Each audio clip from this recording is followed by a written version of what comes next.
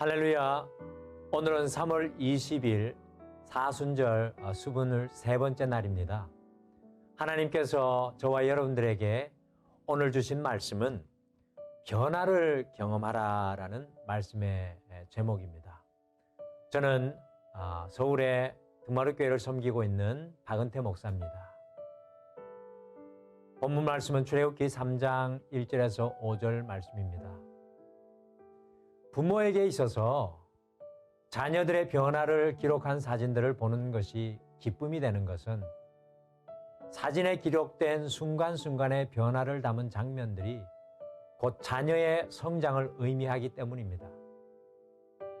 자녀가 시간의 흐름에 따라 성장해 가며 보여주는 변화가 자기 자신은 물론 부모에게도 큰 기쁨이 되듯이 신앙의 여정을 통해 하나님의 뜻과 계획을 더욱 깊이 알아가는 신자들의 변화와 성장이야말로 우리 자신은 물론이요 하나님께도 기쁨이 된다는 것을 기억해야 합니다. 오늘 본문은 40년 전 바로에게서 도망쳐 미디안 광야에서 장인의 양떼를 치고 있던 80세의 모세에게 여호와께서 나타나신 사건을 다루고 있습니다. 바로의 궁에서 혈혈단신으로 도망쳤던 때와 마찬가지로 미디안에서 40년간 성실히 양치기로 살아왔지만 사실 모세의 삶에는 어떤 것도 남아있지 않는 것 같았습니다. 모세가 돌보고 있는 양무리가 그 장인 이드로의 소유라는 설명은 이러한 사실을 더욱 잘 뒷받침하고 있습니다. 그러나 미디안 광야를 지나다니며 양무리를 치던 40년간 지속된 모세의 일상에 여호와께서 불쑥 나타나셨고 그로 인해 평범하기만 했던 한 날은 모세에게 가장 비범한 날이 되었습니다. 떨기나무에 불이 붙었으나 떨기나무가 사라지지 아니한 것도 자신의 이름을 부르시는 여호와의 음성을 들은 것도 비범한 것이었습니다. 이후 모세는 양치기라는 평범한 삶에서 출애굽이라는 하나님의 구원 프로젝트를 이끄는 비범한 삶을 경험하게 되었습니다. 모세는 광야의 삶에서 아내를 통해 아들을 낳은 후에 그 아들의 이름을 게르솜, 내가 타국에서 나그네가 되었습니다 라는 이름을 지을 만큼 자신의 삶이 정처 없는 것이라고 생각했습니다.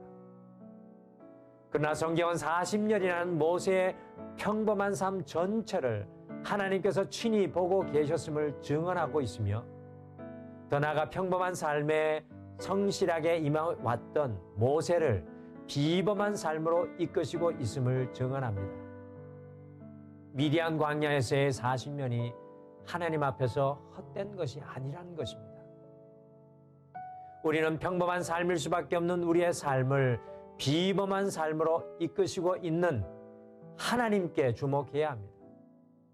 이는 우리가 진심으로 하나님의 뜻을 알고 따르고자 한다면 우리에게 있어 의미 없는 시간이나 장소는 결코 없다는 것을 깨닫게 합니다.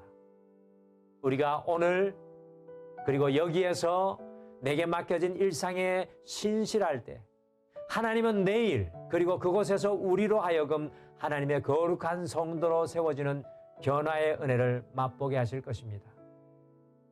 성도에게 주어진 광야와 같은 현실의 삶이란 이 변화를 경험하는 곳이며 하나님이 원하시는 하늘에 속한 사람으로 세워지는 곳입니다. 이 변화의 진리가 깨달아지시고 내 삶에 적용하고 있음을 경험할 수 있는 오늘 이 사순절의 23번째 시간이 되시기를 간절히 축복합니다. 우리 다 같이 함께 기도하시겠습니다. 하나님 아버지, 사순절의 수번 세 번째 날